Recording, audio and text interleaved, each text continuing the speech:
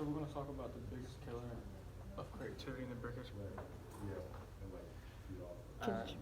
thing. So I think we agree that the biggest killer of creativity is, like you said, when companies restrict you and make you follow rules and guidelines and stop you from really thinking outside of the box.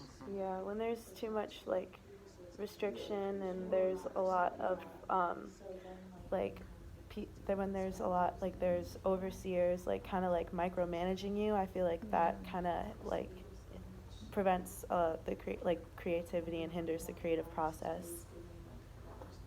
And Yeah, I think also what you said before, like following the social norms or whatever's trending like at the moment, I think that really like puts you in a certain box and you kind of can't get out of it. So like that creates its own restriction. If you have people overseeing you that want a certain like image, like whatever's hot at the moment, like that's gonna only limit you to that kind of thing.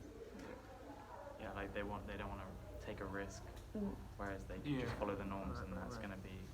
That's how guaranteed to be nothing like successful. new and creative gets really making, when everybody kind of sticks to a path that's already set for them. Yeah, and you just fall into like background noise when you do that as well. Whereas on the other hand, we feel like the biggest contributors to creativity are, Would be giving employees the freedom to do what they, freedom to work. Yeah. Feel that they have a part of the company, they have a say so, and everyone has a voice. I think that if you give your employees the option to speak their thoughts and contribute to the company, and make them feel a part of the company and feel like their work is being used properly and not just bashing everybody down and stuff like that. Yeah, So, just essentially like a positive work environment, like one that like lifts people up as opposed to bringing people down. bringing That's everybody when together and- that's when the like more creative ideas are Right. like built, because like we're taking input from multiple people and like we're taking criticism, but it's not negative criticism, and everybody's voice is kind of being heard. Yeah, and just being like able to work through the creative process. Like you don't come up with something like straight away. Like there's a brainstorming phase and like a trial phase. Right. Whereas if you try and rush it to the end, like you Yeah. know, that's going to kill the creative process. And of course, like for example, Google, they have flexible work schedules, and they haven't got to work 9 to 5 every day. They can work. A lot of them work 4 days a week. They have places where you can go take naps. That's dope. And there's Yeah. a bar, you can They go have drink, free food, you definitely. Can, like, chill. The environment is a Like- lot more relaxed than it would be just like rows and rows of desks, which they figured and what they believe is how to get the maximum out of their employees. Right. Mhm. Maximum amount of creativity and Yeah, it's like efficient stuff.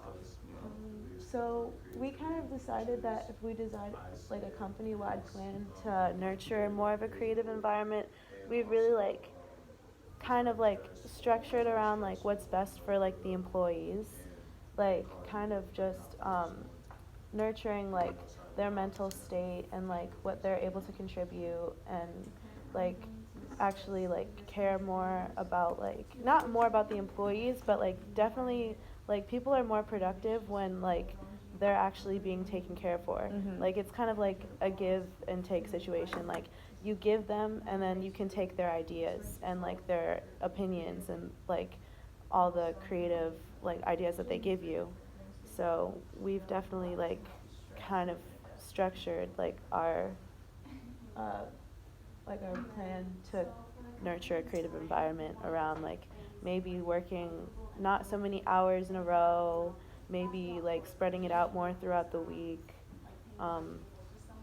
Yeah, things like that.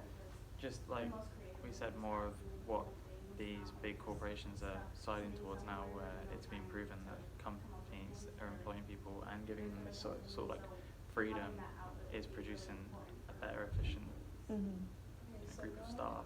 And there's no doubt that I would personally rather have the trust from my managers to work a more relaxed schedule than be hounded to work a 9 to 5 every week. I feel like I would actually work harder, and the respect I get, I would give back. Yeah, it's like Japan. They just did a study on the 4-day week, and it's like their employees were like twice as Productive. twice as productive than the 5-day week.